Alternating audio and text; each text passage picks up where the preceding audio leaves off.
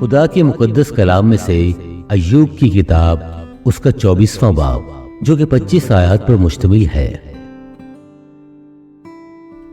قادر مطلق نے وقت کیوں نہیں ٹھہرائے، اور جو اسے جانتے ہیں وہ اس کے دنوں کو کیوں نہیں دیکھتے؟ ایسے لوگ بھی ہیں جو زمین کی حدوں کو سرکا دیتے ہیں، وہ ریوڑوں کو زبردستی لے جاتے اور انہیں چراتے ہیں، وہ یتیم کے گدھے کو ہاتھ لے جاتے ہیں، وہ بیوہ کے بیل کو گھیرو لیتے ہیں، وہ محتاج کو راستہ سے ہٹا دیتے ہیں، زمین کے غریب اکٹھے چھپتے ہیں۔ دیکھو، وہ بیابان کے گورخروں کی طرح اپنے کام کو جاتے اور مشقت اٹھا کر خوراک ڈھونڈتے ہیں۔ بیابان ان کے بچوں کے لیے خوراک بہم پہنچاتا ہے۔ وہ کھیت میں اپنا چارہ کاٹتے ہیں اور شریروں کے انگور کی خوشہ چینی کرتے ہیں۔ وہ ساری رات بھی کپڑے ننگے پڑے رہتے ہیں اور جاڑوں میں ان کے پاس کوئی اوڑھنا نہیں ہوتا۔ وہ پہاڑوں کی بارش سے بھیگتے رہتے ہیں اور کسی آڑ کے نہ ہونے سے چٹان سے لپٹ جاتے ہیں۔ ایسے لوگ بھی ہیں جو یتیم کو چھاتی پر سے ہٹا لیتے ہیں اور غریبوں سے گھیرو لیتے ہیں۔ سو وہ بے کپڑے ننگے پھرتے اور بھوک کے مارے پولیاں ڈھونڈتے ہیں۔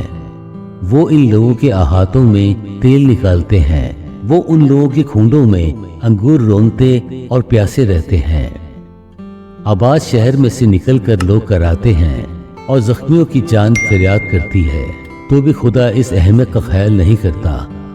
یہ ان میں سے ہیں جو نور سے بغاوت کرتے ہیں، وہ اس کی راہوں کو نہیں جانتے، نہ اس کے راستوں پر قائم رہتے ہیں۔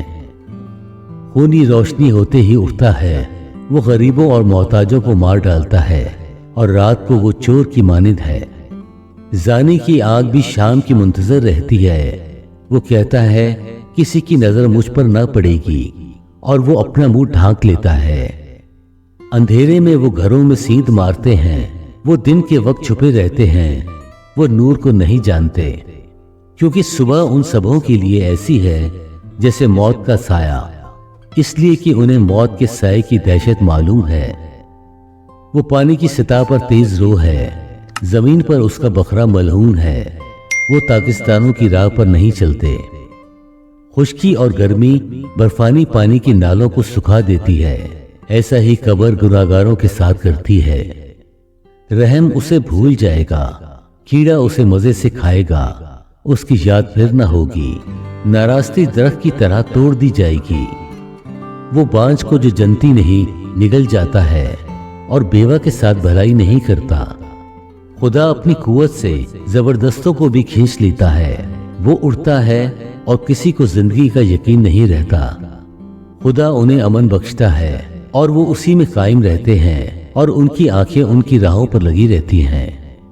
وہ سرفراز تو ہوتے ہیں پر تھوڑی ہی دیر میں جاتے رہتے ہیں، بلکہ وہ پست کیے جاتے ہیں اور سب دوسروں کی طرح راستہ سے اٹھا لیے جاتے اور اناج کے بالوں کی طرح کاٹ ڈالے جاتے ہیں۔